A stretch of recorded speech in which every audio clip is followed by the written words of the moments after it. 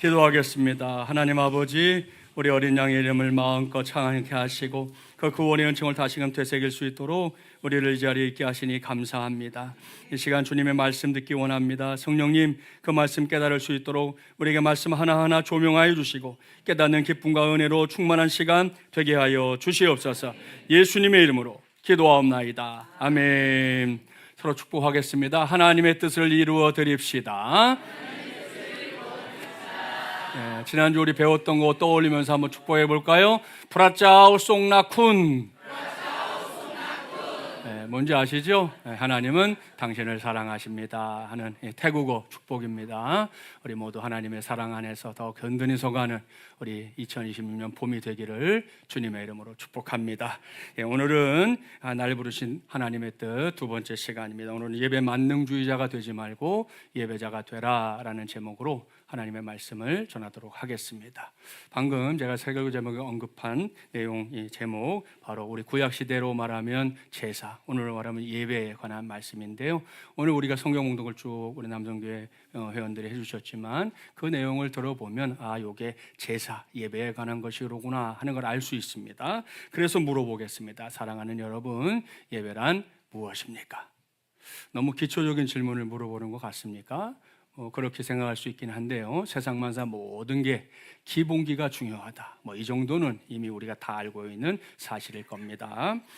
그래서 여러분, 예배도 마찬가지라는 거죠. 그냥 예배하면 된다. 오늘처럼 주일이 되거나 예배 시간이 되면 예배하는 장소에 가면 된다. 이걸로 끝? 그건 아니라는 겁니다. 반드시 예배에도 기본기를 갖춰야 한다 하는 건데요. 이를 위해서 오늘 단어를 하나 소개합니다. 우리에게 익숙한 워십이라는 단어입니다. 이 단어는 존경할 만한 가치가 있는 대상을 자신의 몸으로 존경하거나 그리고 소중히 여기다, 섬기다 이런 뜻입니다. 자, 이런 의미가 담긴 단어가 요한계시록에 많이 나오는데요. 그중에 하나만 찾아보려고 합니다. 요한계시록 4장 10절과 11절 자막에 나오는 말씀을 교독하면 되겠어요. 10절 제가 읽지요. 24 장로들이 보좌에 앉으신 이 앞에 엎드려 세세토록 살아계시는 이에게 경배하고 자기의 관을 보좌 앞에 드리며 이르되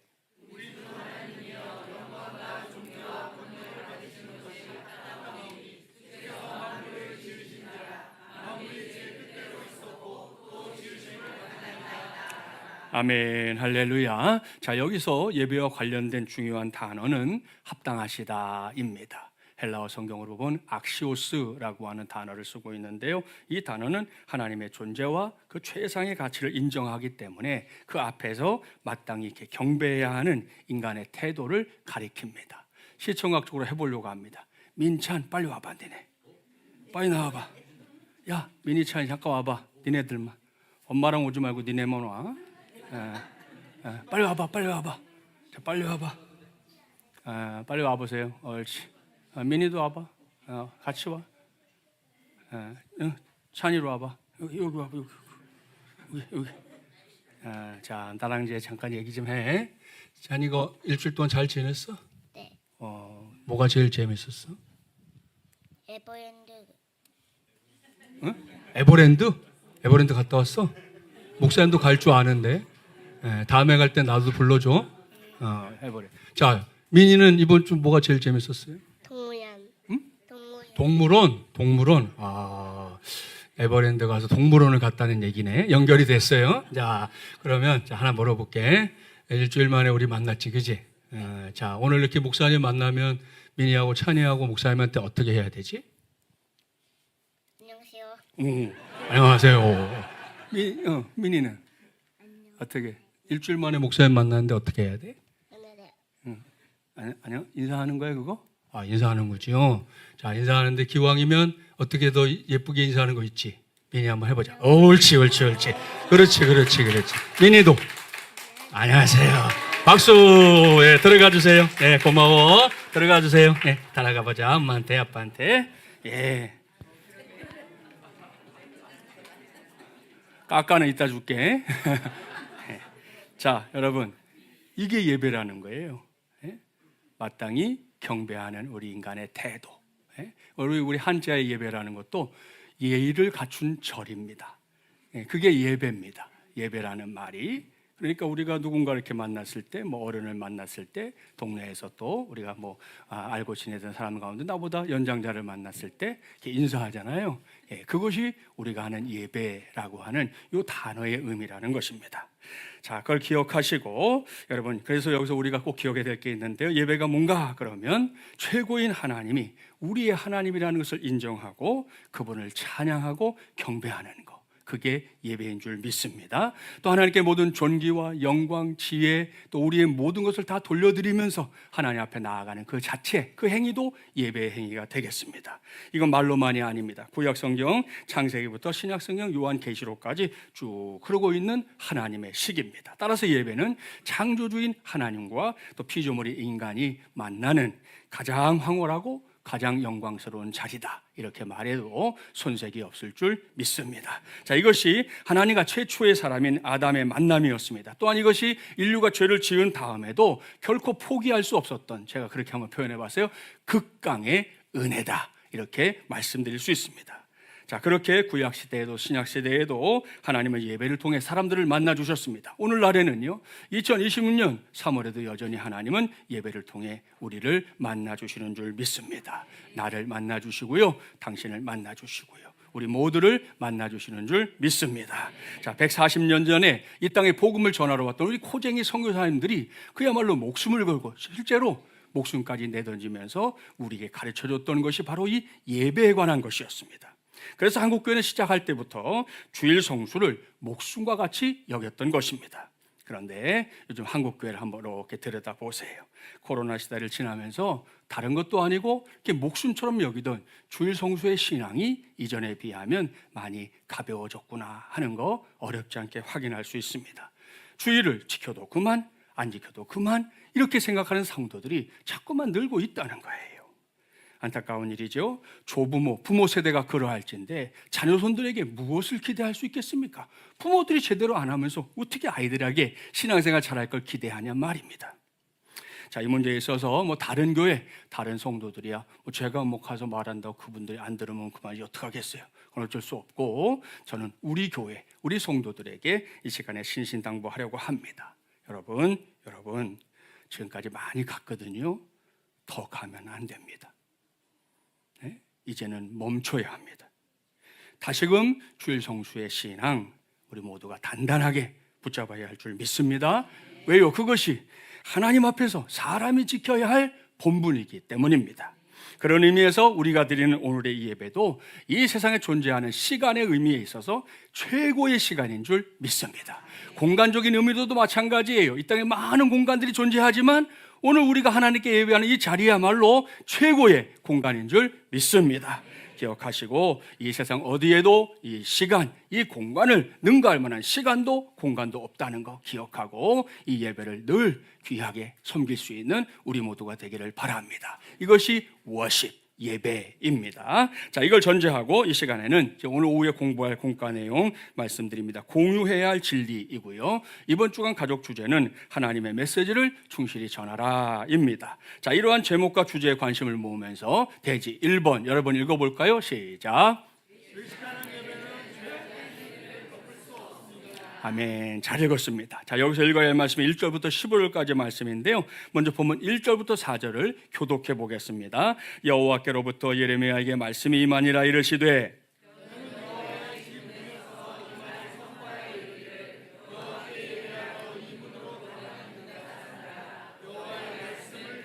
만군의 여호와 이스라엘 하나님께서 이와 같이 말씀하시되 너희 길과 행위를 바르게 하라. 그리하면 내가 너희로 이곳에 살게 하리라.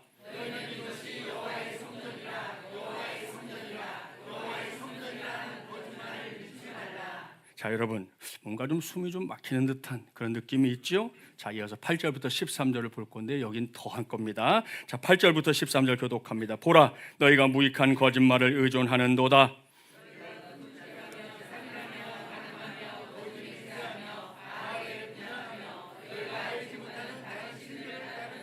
내 이름으로 일컬음을 받는 이 집에 들어와서 내 앞에 서서 말하기를 우리가 구원을 얻었나이다 하느냐. 이는 이 모든 가증한 일을 행하려 함이로다.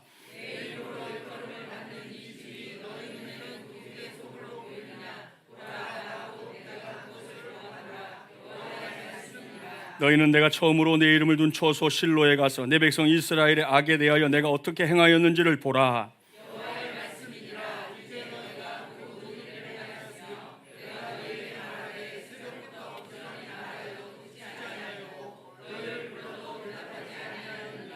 아멘. 자, 이번에는 그 정도가 더 심하죠. 2절 말씀을 보세요. 거기에 이 말씀을 들어야 할 사람들이 누군지 정확하게 나오죠. 자, 그들이 누굽니까? 그들은 하나님에게 예배하겠다고 여호와의 집에 들어가는 사람들이다 그랬습니다. 오늘로 말하면 누구예요? 오늘 이렇게 교회에 찾아와서 예배하려고 하는 우리 모두를 가리키는 것이죠. 자, 그러니까 오늘 주신 말씀을 그저 예레미야 시대 이스라엘 백성에 주신 말씀이지 그러면 안 돼요. 이 말씀은 오늘 우리에게 주시는 말씀이 분명하다는 걸 알고 이 말씀에 귀를 기울여야 할 줄 믿습니다. 자, 그걸 전제하고 좀 더 깊이 봅시다. 하나님을 예배하러 온 사람들의 모습이 쭉 나열되어 있어요. 하나님은 그들에게 너희 길과 행위를 바르게 하라. 그리하면 내가 너희로 이곳에 살게 하리라 말씀하십니다. 자, 이건 그들이 하나님의 백성답게 살고 있었다는 건가요? 안 살고 있었다는 건가요? 안 살고 있었다는 겁니다. 자, 그런데 그런 사실과 상관없이 이 사람들이 하는 말, 지금 예배하러 왔어. 이런 사람들이 당시에 넘쳐났다는 겁니다. 그리고 솔로몬이 세워놓았던 예루살렘 성전을 가리켜, 야, 여기가 여호와의 성전이야. 야, 여기가 여호와의 성전이라고. 여기서 우린 예배하는 거야. 이렇게 말하고 있는 사람들이 오늘 성경에 등장하고 있습니다. 자, 그런데 이들의 말에 대한 하나님의 반응이 중요하잖아요. 사람들은 그렇게 말하고 있어요. 여기가 성전이고 난 예배하고 있고 예배하러 왔고 이런 말 하고 있는데 하나님 뭐라고 반응하는가? 이게 뭐라고요? 거짓말이다. 거짓말이래요. 하나님이 너희가 하는 말 좀 거짓말이야. 예? 자, 이어지는 말씀도 같은 맥락입니다. 그들의 삶이, 그러니까 그들의 말하는 것이나 그들의 행동거지가 하나님의 백성다움을 다 잃어버린 상태거든요. 9절 10절 말씀을 보세요. 도둑질, 살인, 간음, 거짓맹세, 바알에게 분향하는 것, 우상숭배, 이게 그들의 삶이었다는 겁니다. 아니, 이런 게 하나님을 믿어야 할 수 있는 일입니까?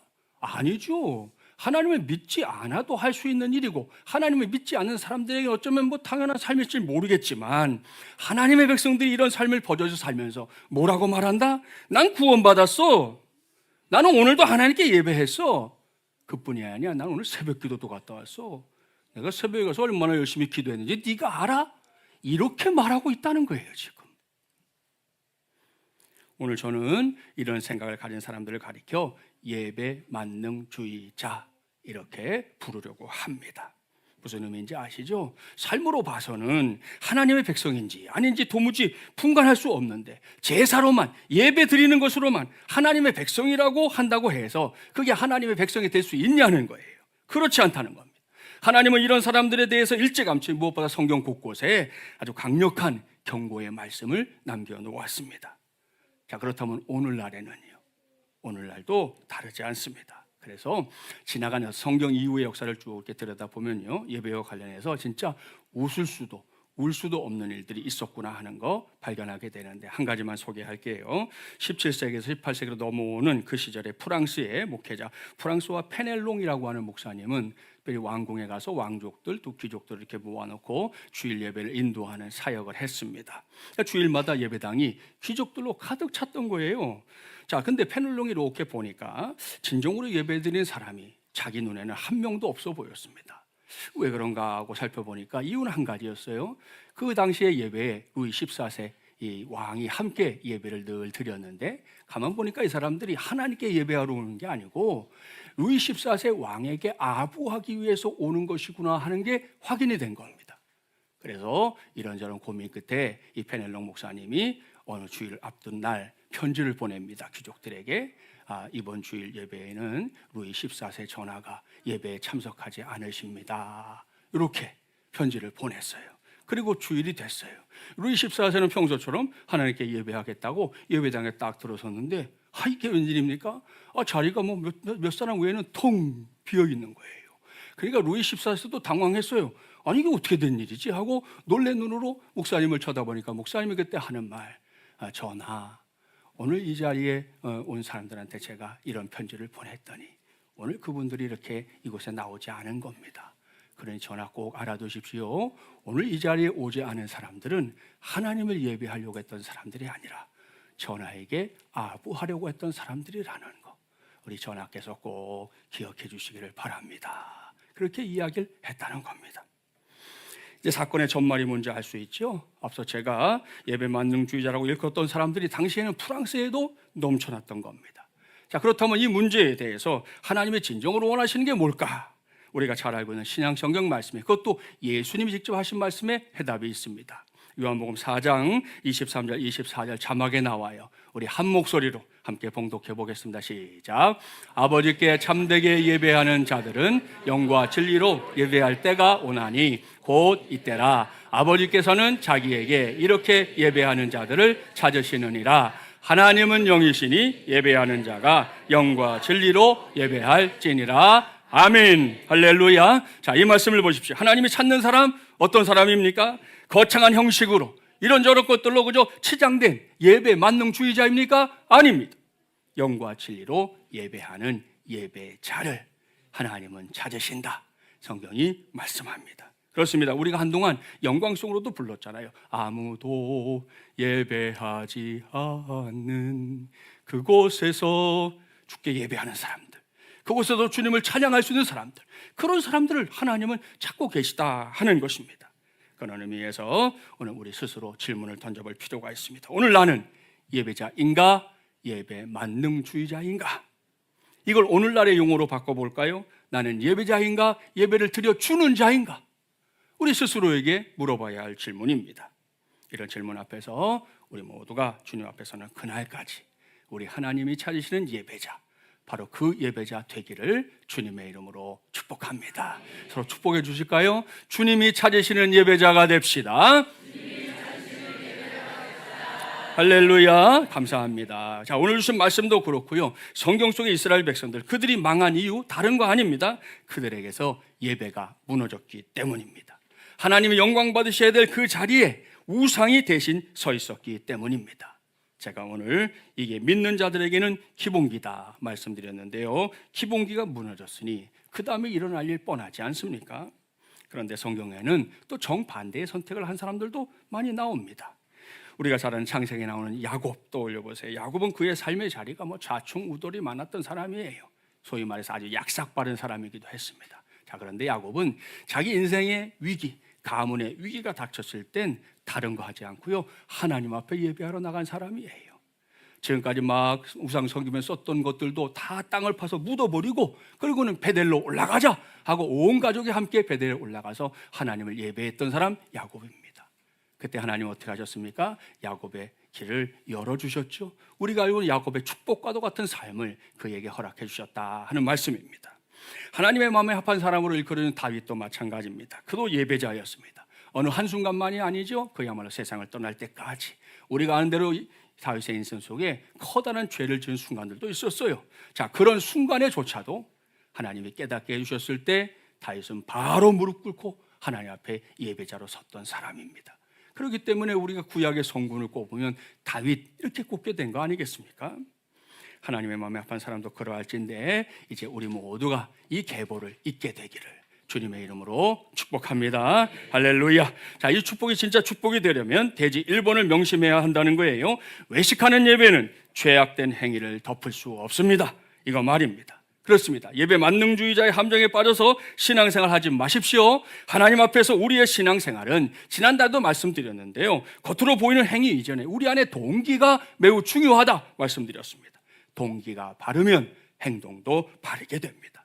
하나님 앞에 예배할 때마다 예배자다운 마음가짐이 제일 중요하다 이런 말씀인데요. 자, 그렇다고 해서 기도하고 찬송하고 말씀 듣고 헌금하는 시간을 또 가볍게 여긴다, 이렇게 해석하면 그것도 잘못입니다. 마음가짐이 바르게 되면요, 그 나머지는 저절로 따라오는 우리 모두에게 경건의 능력이 될 줄 믿습니다. 자, 그런 믿음으로 오늘 이 시간에 예배 만능주의자가 되는 건 아예 포기하시라는 거예요. 예? 하나님 앞에 믿음으로 사는 순간 없이 예배만 드리면 된다? 이건 우리도 포기해야 됩니다. 그리고 하나님이 찾으시는 예배자, 바로 그 예배자가 돼서 우리 하나님의 기쁨이 되는 우리 모든 맞음을 일하는 가족들이 되기를 주님의 이름으로 축복합니다. 자, 우리 두 번째 2번, 대지 2번 여러분 읽어볼까요? 시작. 아멘. 잘 읽었습니다. 여기서 읽어야 할 말씀이 16절부터 23절인데요. 여기서 오늘 예배를 좀 더 근본적으로, 본질적으로 좀 점검해 볼 필요가 있습니다. 먼저 16절부터 20절까지의 말씀을 그냥 여러분 눈으로 이렇게 쭉 보세요.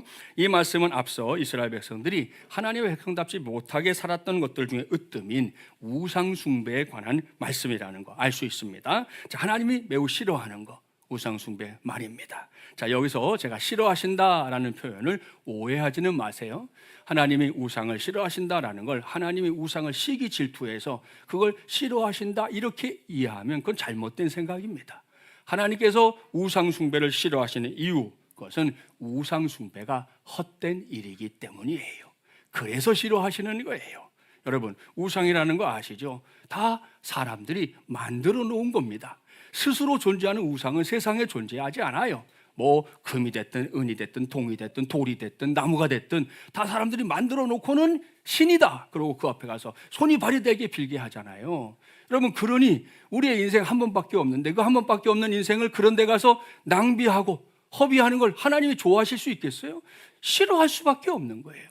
그 일 자체가 헛된 일이기 때문에 하나님이 싫어하시는 것이다. 이걸 명심해 두기를 바랍니다. 자, 그리고 나서 이어지는 말씀이 중요한데, 자, 본문 21절부터 23절 이 말씀을 깊이 봐야 되겠어요. 한 절씩 교독합니다. 만군의 여호와 이스라엘의 하나님께서 이와 같이 말씀하시되 너희 희생제물과 번제물의 고기를 아울러 먹어라.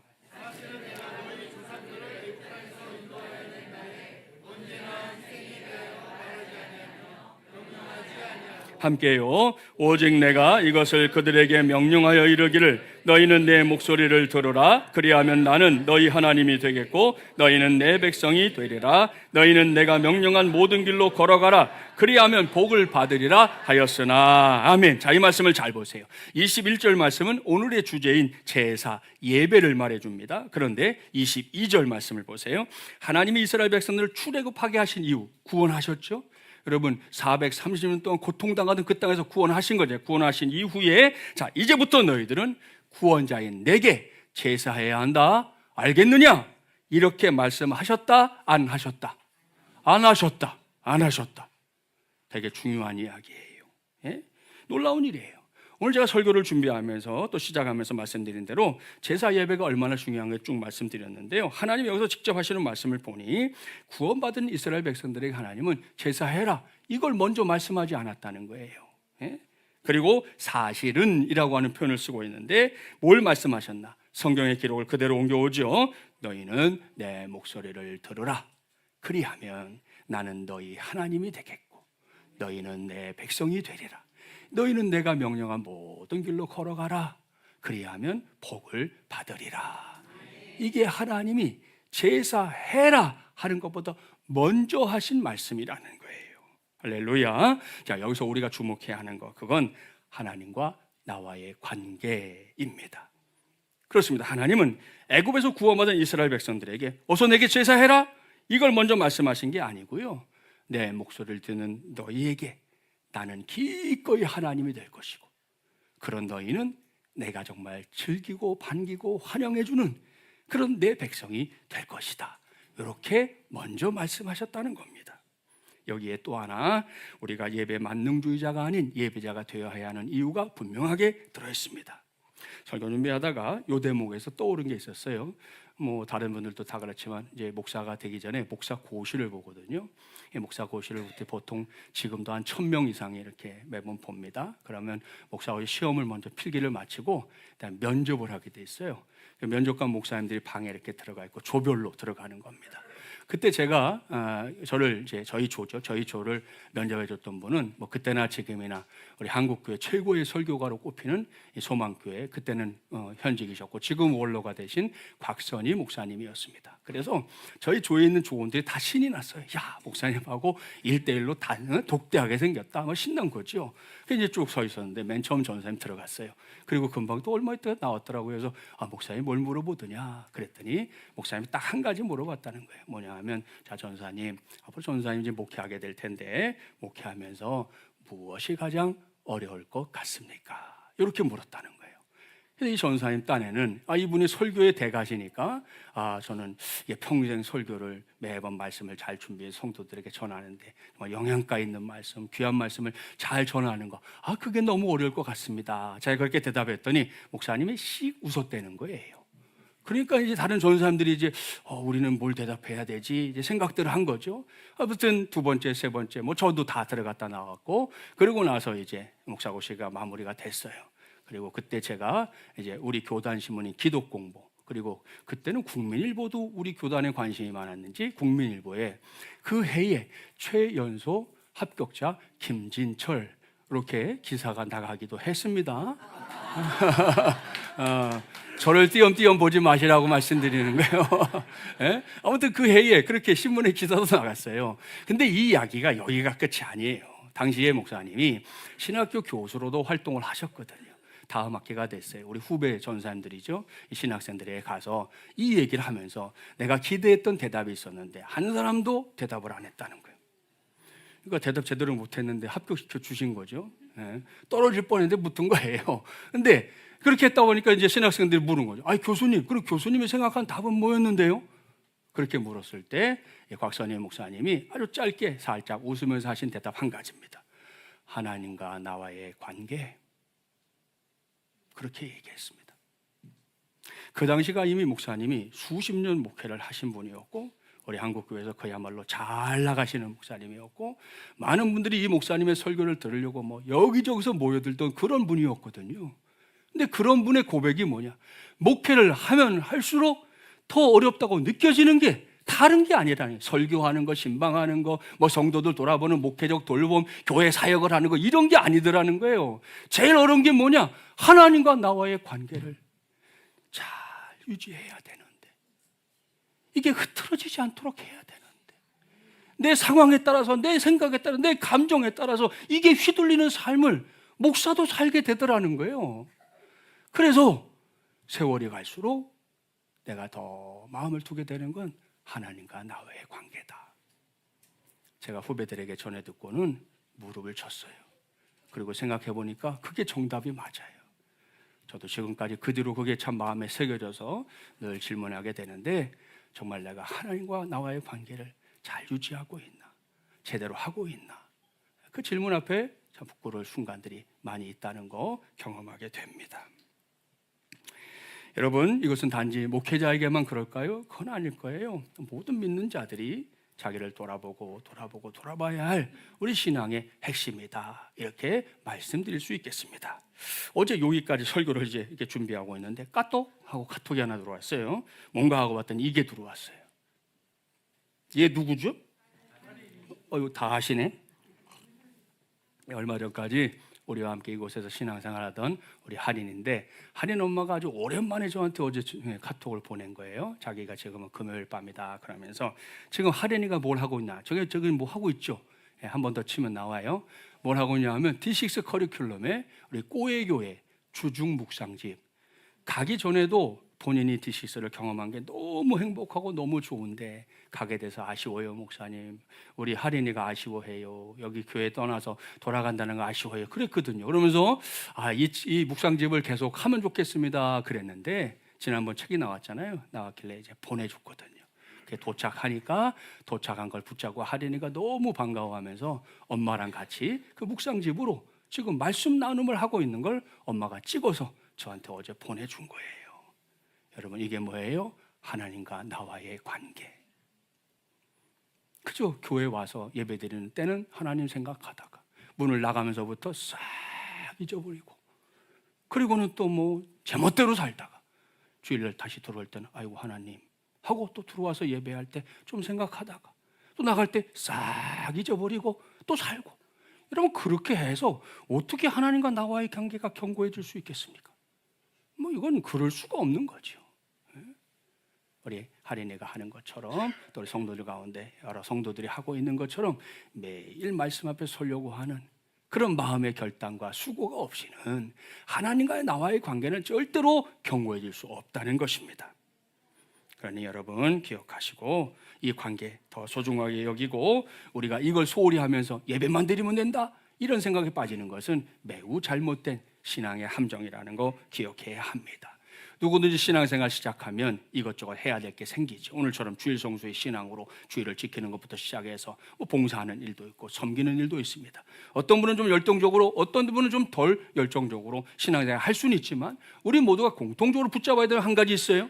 어떤 사람이라 할지라도 신앙생활 하려고 합니까? 그러면 하나님과 나와의 관계, 그걸 놓치면 안 된다는 거예요.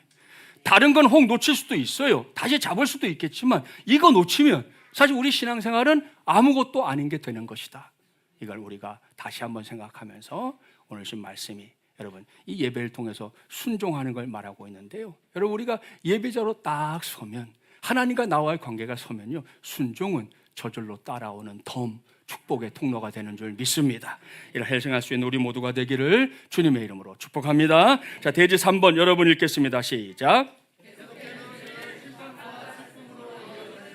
아멘. 잘 읽었습니다. 여기서 읽을 말씀이 24절부터 34절인데요. 먼저 24절 이하를 이번에도 눈으로 한번 봐보세요. 하나님의 뜻을 거역하고 불순종하는 이들의 삶이 쭉 나열되어 있습니다. 그래서 하나님은 그들을 깨닫게 하려고 성경에 말씀하기를 선지자들을 계속 보냈대요. 말씀을 전하러 보냈대. 깨달을 수 있도록. 근데 듣지 않았다 그랬죠? 그들은 여전히 자기들의 악한 꾀, 완악한 대로 행했습니다. 목을 굳게 했고 심지어 조상들보다 더 큰 악을 행했습니다. 자, 이렇게 득세하던 악이 어디까지 갔느냐? 오늘 성경은 좀 충격적입니다. 자, 본문 30절부터 32절 한 절씩 교독합니다. 여호와께서 말씀하시되 유다 자손이 나의 눈앞에 악을 행하여 내 이름으로 일컬음을 받는 집에 그들의 가증한 것을 두어 집을 더럽혔으며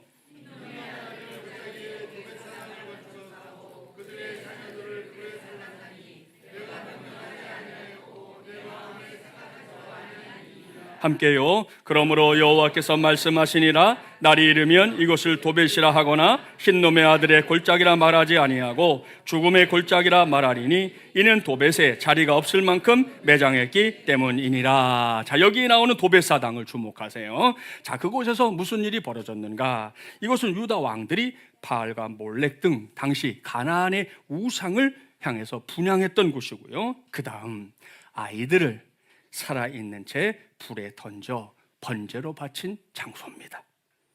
어이가 없고 기가 막히죠? 아니 그놈의 신은 어떤 신이기에 살아있는 아이들을 불에 던져야만 소원을 들어주고 그들에게 복을 준단 말입니까? 이게 얼마나 끔찍한 일이었는지는 그 이름이 증명합니다. 도벳이라는 말이 아람어거든요. 아람어인데 뜻이 뭐냐? 벽난로 혹은 불의 장소, 불태우는 곳, 이런 뜻입니다. 자, 그런데 이 단어를 조금만 더 들어가 보면 이 단어가 북 있죠, 북. 여기 드럼을 두드리는 것을 묘사하는 어근에서 함께 발견되는 단어입니다. 자, 그러니까 한번 생각해 보세요. 아이들이 산채로 불에 던져지는 거 아닙니까? 그럼 아이들이 불에 던져졌는데 조용히 죽을까요? 그렇지 않아요. 또 그 아이가 몇 명이 던져졌느냐에 따라서도 다르겠죠? 멀쩡했던 아이가 불에 던져지는 거예요. 그러면 그 아이들의 비명소리, 그 아이들의 처절한 모습이 사람들의 눈앞에서 펼쳐지는 겁니다. 그러니 아무리 매정한 그런 사람들이 할지라도 자기 아들 갖다 바치고 막 이러는 거거든요. 근데 아무리 매정한 사람일지라도 그런 광경을 과연 이 세상에 맨정신으로 볼 수 있는 사람이 있을까요? 없어요. 뭐 종교적인 신념 때문에 하든 뭐 때문에 하든 하고 있긴 하지만 그래도 그걸 맨정신으로 볼 수 있는 사람은 없거든요. 그러니까 뭐를 했다? 북을 쳤어요. 동동동동동동동동동동동동동동동 북을 쳐서 아이들의 지르는 비명 소리를 못 듣게 하고 북을 쳐서 사람들을 광란에 빠지게 만드는, 거기가 도벳 사당이에요.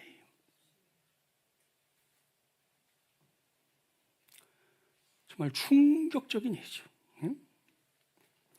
하나님이 얼마나 답답하셨는지. 그 도벳 사당에 있는 원래 이름이 흰놈의 아들 골짜기인데 무슨 골짜기라고 부르겠다고요? 죽음의 골짜기라고 부르겠다. 또 그 도벳에 매장된 시신이 얼마나 가득 찼다. 그렇게까지 말씀하고 있습니다. 사랑하는 여러분, 하나님을 믿는다는 사람들이 이런 세상을 만들었으니 그 세상이 그저 그렇게 유지될 수 있겠습니까? 어림도 없습니다. 이렇게 어이없게 기가 막히게 계속되는 죄로 인해 결국 그 땅이 심판받을 것이다 하는 게 예레미야 선지자의 외침이에요. 외침. 이 대목에서 우리가 해야 하는 거 다른 거 아닙니다. 죄와 싸워야 합니다. 지금도 세상에 창궐하는 게 죄라는 거 아시죠? 사람들의 생각 속에서는 이런 거 있어요. 작은 죄, 큰 죄. 뭐 작은 죄라면 사람과 사람 사이에 지은 죄들 뭐 작은 죄라고 여길 수 있겠고요.